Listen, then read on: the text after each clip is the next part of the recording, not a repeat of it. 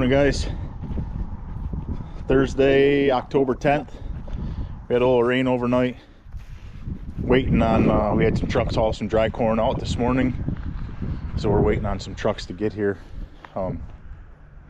Just got another field opened up and waiting on everybody. But while we're right here, talk about a burned up combine.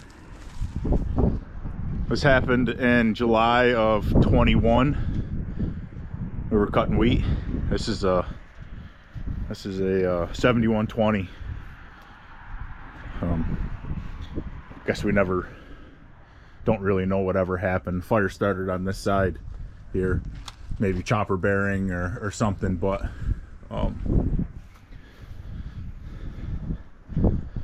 we're about a half a mile from the fire department. We called them right away, but it was too late. So everyone got out fine. But that's how we ended up with the 8250. Had the 8250 for that fall. Fortunately enough, the case dealer had one coming in and we bought it. But we bought this one back from the insurance company and this one had tracks on it. Took the tracks off, rebuilt them, put new tracks on, and put them on that 7230. When we got the 7230 that we currently have now, it only had duals on it. Took the duals off, put these on. But we kept it. Like I said, we bought it back. Bought it back for pretty cheap, considering that we took a new set of tracks. Complete tracks is about 100 grand. And I think we bought the combine back for about 11,000 from the insurance company. We had these plates made up. It happened a couple miles up the road here. We had these plates made up and put these axles on, welded these axles to it, and towed it. We built this tow bar quick.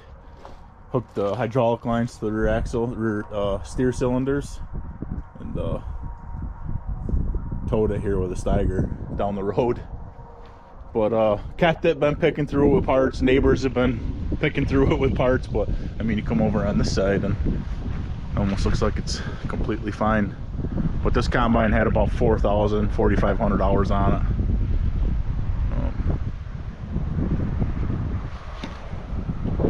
Yeah, so if anybody out there needs parts, drop me an email.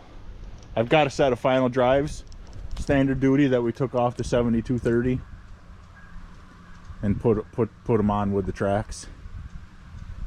But you know, feeder house parts, and like I said, this whole left side of the combine is fine.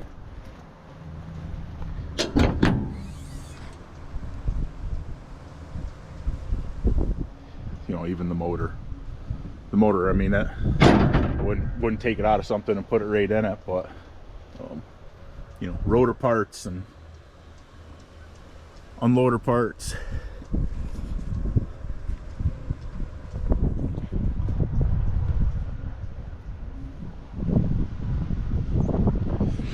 Yep, it was a bad day.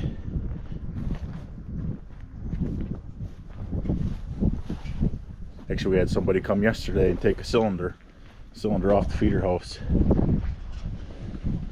But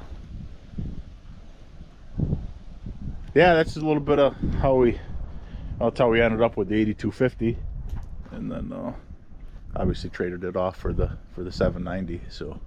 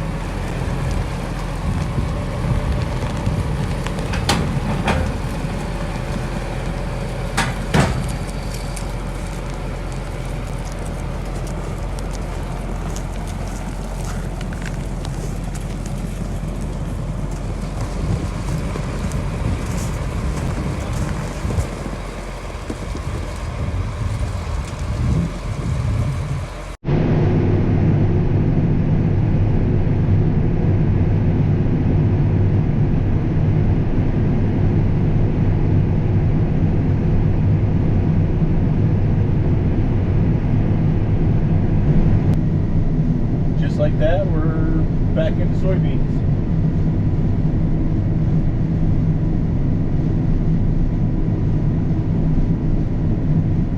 Got about 50-ish acres right here.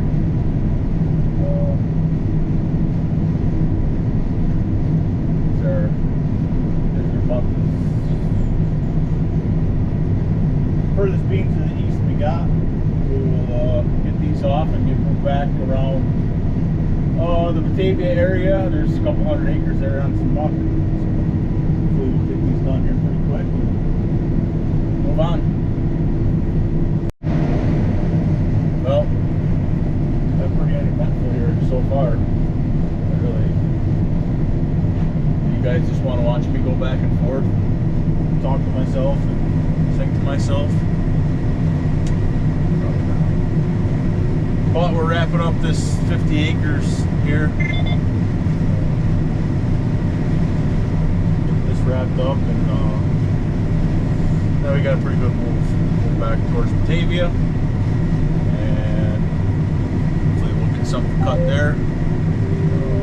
Beans are, the grain isn't dry. They're thrashing nice. I mean, we just flying through these here. It's a bunch of miserable small fields, but yeah, we'll be done here in no time. And, get on down the road to the next one. So I'm thinking that these next beans here, they're on some muck ground. I'm thinking they're going to be pretty good. We'll see. Well, you guys can see that over there, but a lot of dirt work being done. That's where they're building a new Oxbow manufacturing plant. So I don't know when it's going to be done, but they're moving a whole lot of dirt around there. So my guess is it's going to be pretty impressive. We used to farm that field. There's more.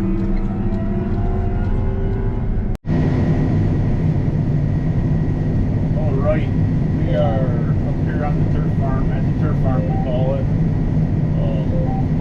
Muck grown, it's soft.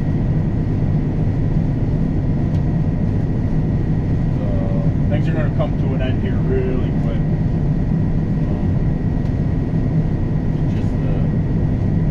We got another 10th or 2 of rain up here last night, and the sun never really come out.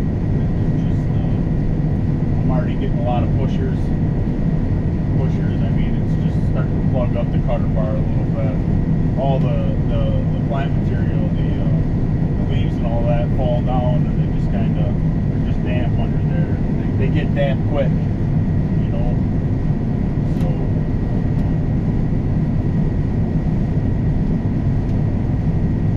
beans are okay. A little disappointed. I've got